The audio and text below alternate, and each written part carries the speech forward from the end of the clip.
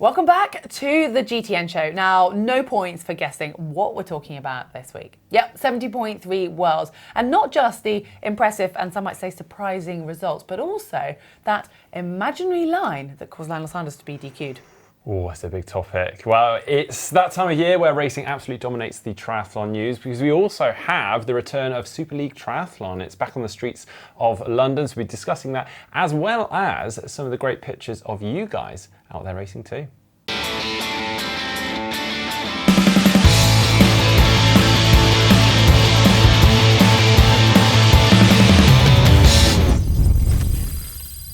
Well, as usual, we are going to kick things off with stuff we spotted online. And this first one comes from Lionel Sanders, and it's nothing to do with the imaginary line. This was actually a few of the pros were asked a question in the press conference ahead of the 70.3 Worlds of if they were to donate their prize money and they won, what would they do with it, or who would they give it to?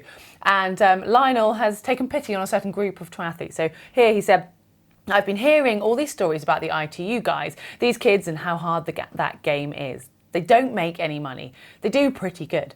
They're all great all-round athletes. And he says here, asking what was the Paris test event to Christian, who I think was sat next to him. Christian finished 9th and said he got $600, which they're saying is probably one night in a hotel in Paris. Probably is. So at the end of this, Lionel says, I'm going to donate my money to the young ITU dude who that is his true passion, doing that and making no money whilst working really hard. So he hasn't actually named someone, but one of those ITU athletes, if Lionel had gone on to win, could have been a lucky recipient. You never know. It is pretty mad when you compare the two side by side, sort of long distance earnings in races versus the short distance. I know you could argue, we talked about this before, you get money from potentially representing your federation and the funding from that, but it's not really fair. It's not really right to be earning so little for, Well, it's nice that the long course athletes are kind of almost supporting that conversation as well, isn't it? Yeah. Well, moving on, and now we'll discuss Nice and one athlete that unfortunately won't be competing there, and that's Max Newman, who was on a lot of people's kind of favourite list in terms of someone that they thought would be right up the pointy end and potentially competing for that title. So he arrived in Nice last week, or probably now 2 weeks ago, and unfortunately that is as far as his World Champs campaign takes him, because unfortunately, despite being in great shape after that PTO European Open win, he had a spill whilst out wrecking the course, I understand, and has just not been able to bounce back, and that injury, or what he thought was a minor accident, actually turned out to be quite a nasty accident, and he's been really struggling, and he says he's working up and building up his training and trying to get himself strong and resilient again, but it's just not going to work for the World Champs. Yeah, it must be pretty bad for him to pull out of the World Champs, because I think it was obviously a big race on his target, but glad that he's made that decision now, and I guess can move on. Another athlete who not in Nice but moving on to UTMB, so basically probably the most iconic ultra distance race, the 100-mile in Chamonix, which starts on the 1st of September in just a few days' time. And one of the favourites, Kylian Jornet, who is pretty famous, well, probably the most famous ultra runner, isn't he, out there? He pretty much made UTMB what it is, if you think about it, along with others, but he is one of the notable winners. But sadly, he has just put a post of, no UTMB for me this year, I still can't run, and due to a sacrum injury, decided it's better to prioritise a good recovery and do something fun when the pain disappears. I mean, his description of fun, it could be something probably quite crazy. But he did, he has been injured for most of the year, and he actually managed to do an event earlier this year and validate his spot for the event. So a lot of people got excited, but I think a lot of people were speculating as to whether he would be racing. It's a bit of a shame. He's a bit of an idol in my eyes. I'd love to watch him race. And then this final post, still around UTMB, it's actually, I guess, quite a strong statement coming from Damien Hall, a Great Britain ultra runner. He is basically saying he's not going to race UTMB this year due to the fact that they are taking funding from Dacia, and he's calling out sports washing with that. He says you can read the post yourselves. So the world's second biggest contributor to the growth in carbon emissions, according to the IEA, boasting 8 million customers in 44 countries.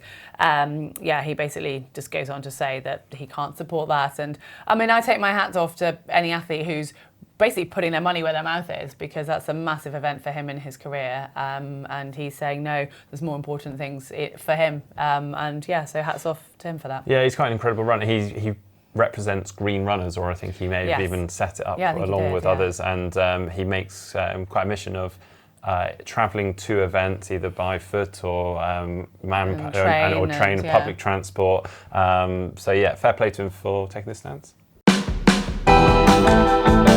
Well, now for the triathlon news, and last week we discussed the incredibly sad news from Ironman Cork in Ireland, where sadly 2 men lost their lives during the swim leg of the triathlon. Now, with the weather conditions at the time, there have understandably been many questions about the safety of the swim and as to whether it should have gone ahead at all. Yeah, well, the names of the 2 men have now been released. So one was Ivan Chittenden from Toronto in Canada, and the second man, Brendan Wall, who was living in Solihull in the UK. Now, the cause of the death has yet to be announced at the time of recording this, but obviously our greatest sympathies go out to the families of those 2 men. Yeah, now in the days actually following the event, conflicting accounts emerged as to the circumstances in which the race and the event actually started. Now, to clarify, this information wasn't actually available to us at the time of filming the show last week, and quite rightly, many of you actually jumped into the comment section to update us on some of that. So apologies it wasn't in the show, but thank you also for dropping them in the comments. So I thought we'd update on some of that news that we have now. So the national governing body, Triathlon Ireland, said its decision not to sanction the race because of safety issues was communicated to Ironman before the race began. That statement, however, contradicted Ironman's previous assertion that it was informed of the Triathlon Ireland decision not to sanction the race only hours after the swim finished. Yeah, well, obviously, if you did miss it last week, Mark and James went into quite a lot of detail around the race and what happened. But we will continue to monitor the news and share any updates that we get with you in any future episodes.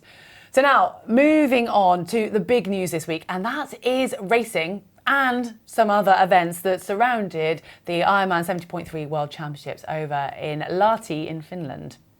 Well, first and foremost, the racing was fast. We had some unexpected names up front and we had a world record time. So should we discuss the women's first, then maybe we can get on to the drama of the men's after? Yeah, I think so. And as expected, I think the women's race was a little bit more predictable. At least at the front, it was Taylor Knibb who very quickly moved to the front of the race and totally dominated to win her 2nd title. But the race unfolded with another prediction that we had, and this is about where it ends, that Lucy Buckingham did lead out the swim just ahead of Taylor Knibb, Pamela Oliveira, who you'd expect to be in that group, as well as Imogen Simmons and Caroline Pohl, but they were just about 10 seconds back from Lucy. Yeah, well, it didn't take long for Taylor Knibb to push to the front on the bike, and the only athlete actually go with her was Imogen Simmons. Meanwhile, we had Daniel Reeve and Paula Finlay behind that had caught up to that chase group, or the athletes that had fallen off of that lead group and were now leading the charge, but they were some 2:15 down by the 28k mark, and then at halfway Imogen Simmons actually fell off the wheel of Taylor Knibb, not literally, but she did drift off and was in no man's land whilst Taylor Knibb pushed on and continued to open up a gap, and by T2 actually had a 2-minute gap on Imogen Simmons and a further 3 minutes to the chasers. Yeah, and well, she didn't rest up there. By the halfway point, she almost had 4 minutes into the run on Imogen, but so then the battles were starting to come from behind for that 2nd and 3rd place, and it was incredibly strong running we saw from Kat Matthews and Emma Pallant-Brown, maybe as expected. Imogen Simmons managed to hold Kat off until about 18k, and then Kat came through with the 2nd fastest run of the day to secure 2nd. Taylor took the tape with 4 minutes ahead of Kat, which is just, dominating performance. Kat 2nd, Imogen managed to hold on for 3rd, and then Emma Pallant-Brown finished in 4th. Yeah, well, impressively, Taylor Knibb finished in a time of 3 hours, 53 minutes and 1 second, pipping Laura Phillips' 70.3 world record by just a couple of seconds. So we got a new world record from not a course that we would have predicted as being super fast either. So and when she wasn't being pushed for half of it as well. Well, yeah. So, right, well, now let's discuss the men's race. It was a tough day out there for the favourites, which we'll be getting on to. But first off with the swim. Justus Nieschlag led the swim out with about 18 other men in around 30 seconds of one another. And a minute back, we had another 8 athletes, including the likes of Christian Blumenfeld, who was having a bit of an off day, and that really continued, although we will cut him quite a big slack really, because he was really suffering with his stomach the week leading into the race due to some issues after the PTO Asian Open in Singapore, along with a number of other athletes. So yeah, that was a pretty tough day for him. Yeah. Finally, we also had Lionel Sanders and Sam Long exiting just over 2 minutes off that front, which I'd say is a pretty good swim performance for them. Yeah, it was. But interestingly, a group of 10 then broke away on the bike, but that was whittled down by just 27k into the bike ride to 7, including the likes of Rico Bogan, Justus Nyslag, Frederik Funk, Mathies Magrier, Joshua Lewis, Maximilian Spell, and Jan Strapman. And interestingly, I expect as I'm reading those, you'll be like, well, those are maybe not names that you would have expected to see at the front of a 70.3. And by that point, Ben Canute, who was maybe someone we had expected to see, had actually dropped off. He was finding himself riding in no man's land. And he's just put up a post since the race saying that it's been a rough couple of months. I put myself out there on the start line and couldn't hang on this month. Yeah, bad news.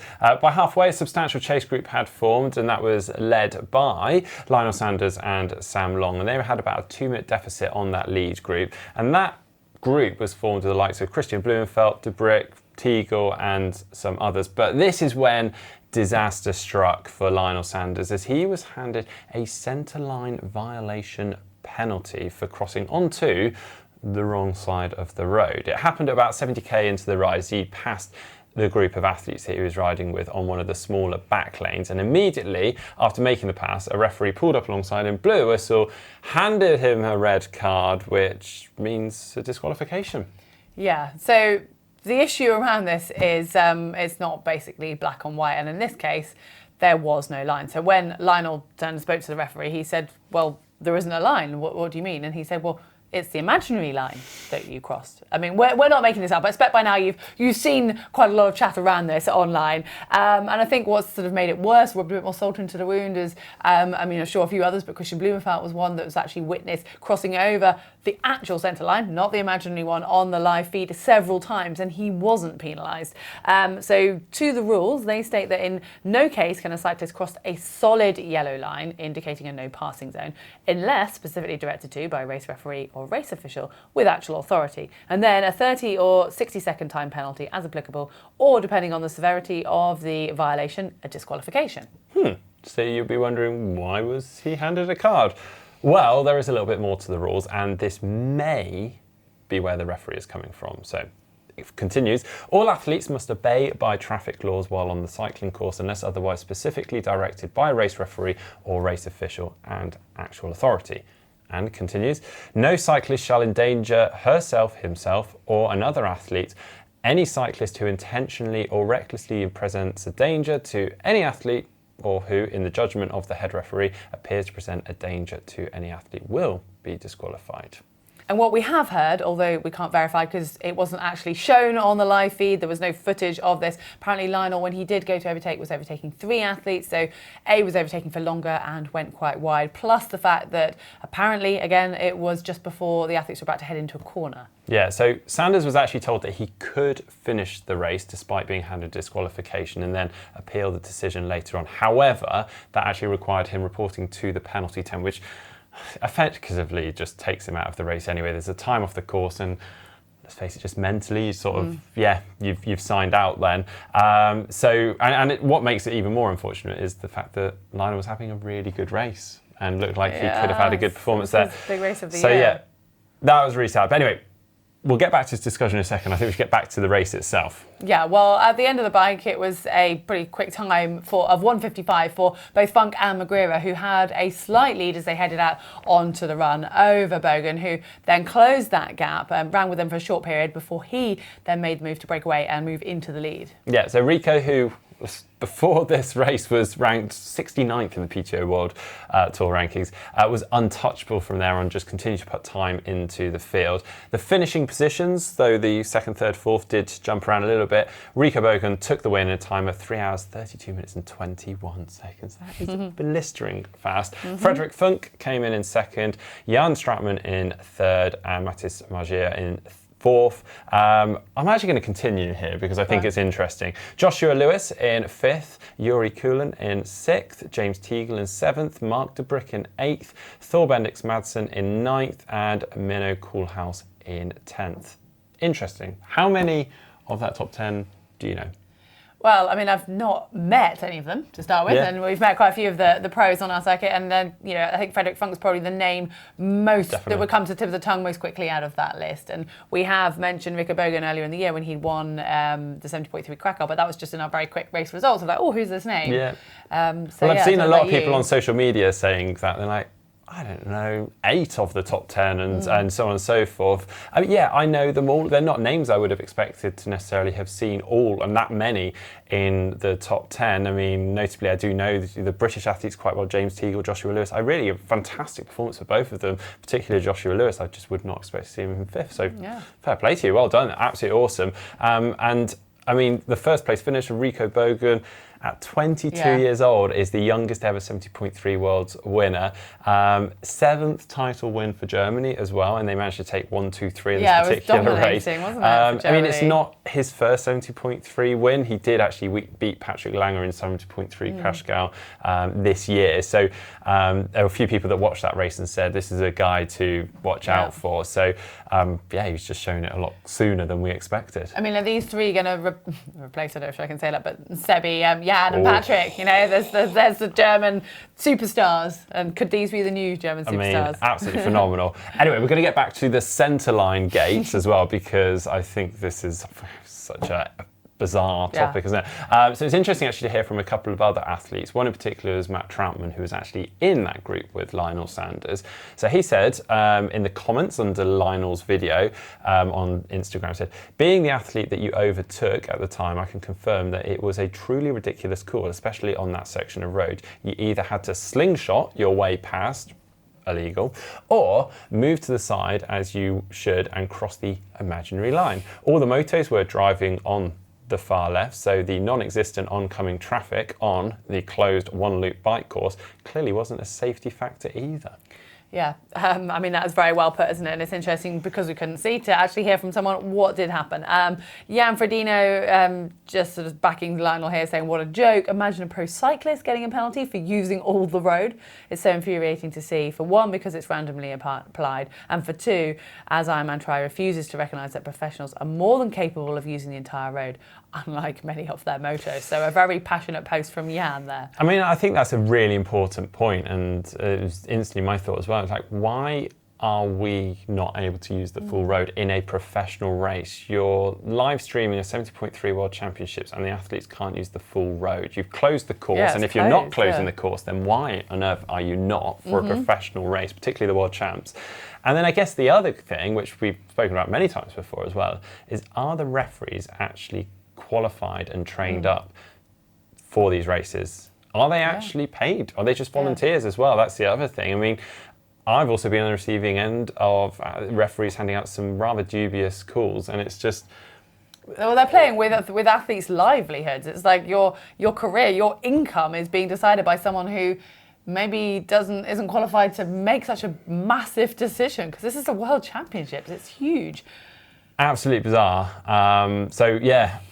Similarly for this, we are sort of monitoring it and seeing what comes of it. I reckon it's probably going to be something that will go to... There's no response yet, is there, from Ironman as the time that we're recording this. So, we'll be interested to see what does come out from it. Yeah, but we'd love to hear from you guys. Let us know what you think to this in the comment section down below. I expect this to explode in the comments, but do your best.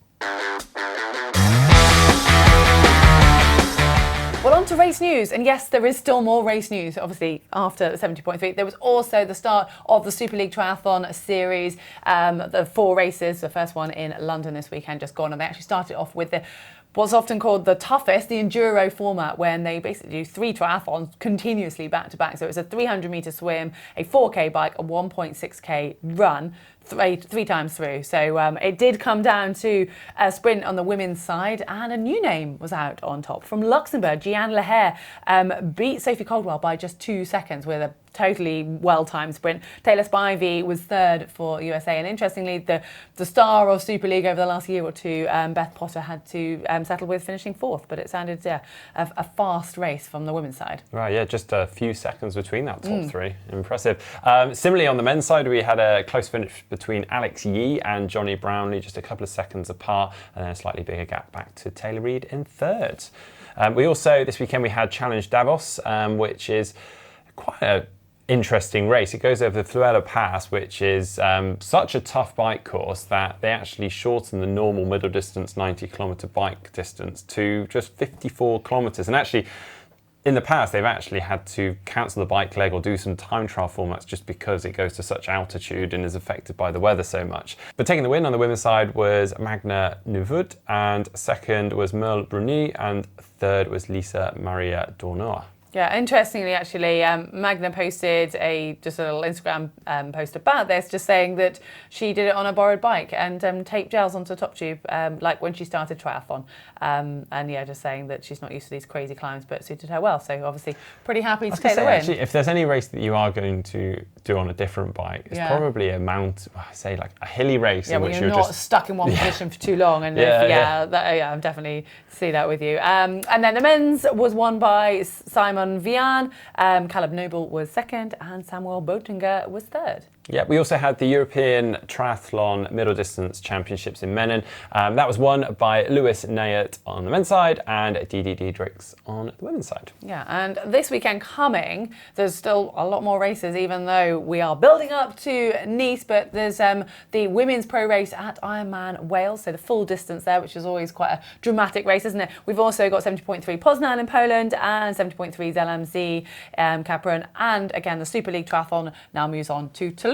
Yeah, but the big race, as Heather's mentioned, in 2 weeks' time, we've got the Ironman World Championships in Nice for the men's, and then a month later, we've got the women's race. We are heading out this week. Literally, the day the show goes out, we're going out the next day. We're going to be there filming loads of content, on which note, you may have noticed our tees were matching today, and that is because we are wearing our special Nice edition tees, which will be on our shop very soon. You'll be able to pre-order them and buy them very soon. We'll actually be handing a couple of coupons out whilst we're out in Nice, so if you are there, do come and find us. We're also going to be running a community run whilst we're there as well, so you can come and run with us, have a bit of breakfast with us, and just generally hang out, so it'll be great fun. Yeah, can't wait. Right, now moving on to take a look through some of the photos that we've been sent in this past month. We've been asking for your pre-race photos, your happy photos when you've been racking your bike, ready to go before it all kicks off. So we're going to run through them in a second, but this coming month, we're going to switch things up a little bit. And actually, we're looking for some of your post-race celebratory photos. So whether that's you hanging out with your family, having a big hug after, celebrating with a beer in the pub, or maybe your family have made you a great cake saying, "Well done, Dad," on it, or something like that. Share all of that with us, and we'd love to share it. We would, yeah. But for now, it's time to kick on with the photos that we do have. A great selection. This first one from Lourdes at the Atlantic City Triathlon this year. And she says, battle braids and GTN kit ready to take on the Athena category. She then obviously went on to get the fastest Athena bike and came second place. First place was someone less than half her age. Oh, wow. We can't see how old Lourdes is because we don't see her face. But yes, congratulations on that. And we're loving seeing the GTN tri-suit out in the wild. Thank you for supporting. And if you weren't aware, we do sell our GTN tri-suit. It's on our shop, so head on over there. Next one from Sebastian, who has sent in to us before. And he said, a little bit of a follow-up from my last month's disaster photo with an update on my first full-distance attempt. So Sebastian clearly sent in amongst many of our disaster photos last month that we shared. One of them was obviously from him. He said, happy to report that I came, I saw, I finished. Yay. A great day where everything that could go wrong did not. Well done. Reading it, he's like, my first full distance attempt. I'm like, oh no, what's happened? And then there he is at the finish line. So very cool. Yeah, this next one, several photos sent in from Arthur's. And he says, this is in Woodland, Colorado at 8,500 feet. And it's Pikes Peak Cycle to the Summit. And apparently at 14,000 feet.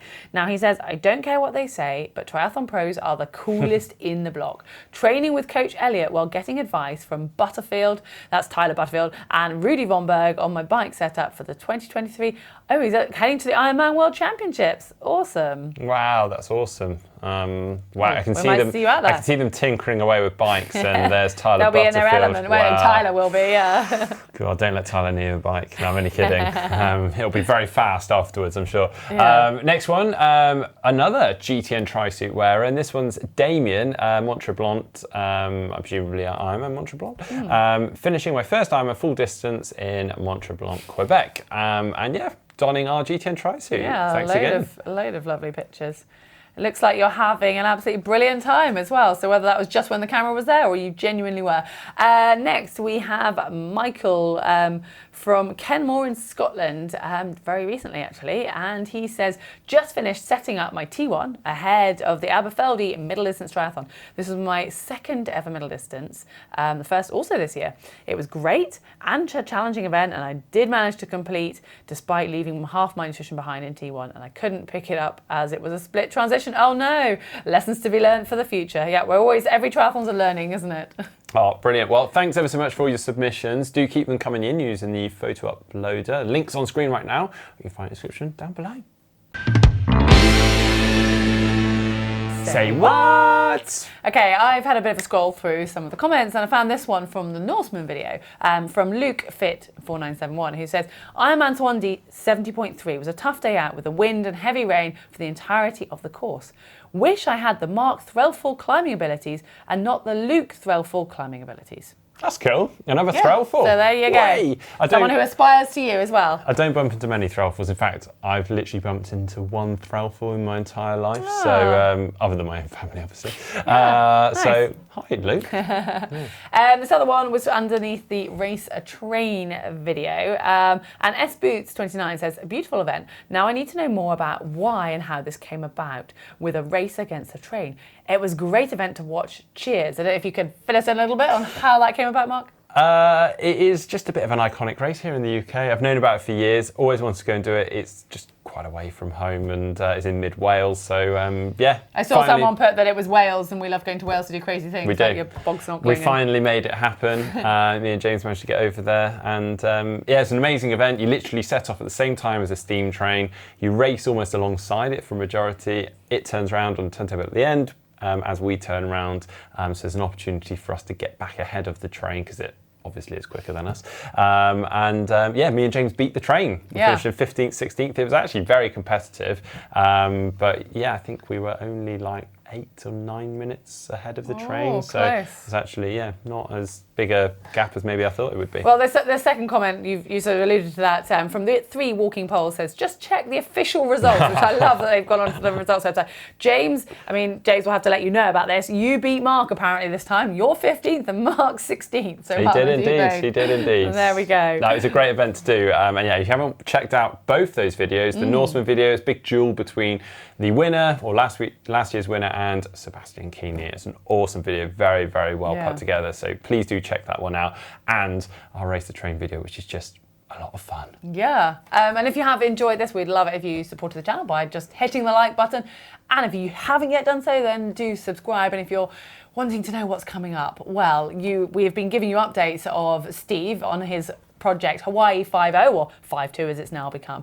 Well, at last he has done his Ironman, so we've got that video coming very soon and I'm excited to watch it. Yeah, also as we said, we're heading out to the Ironman World Championships in Nice, so stay tuned for lots of content out there and also check out our t-shirts in the shop.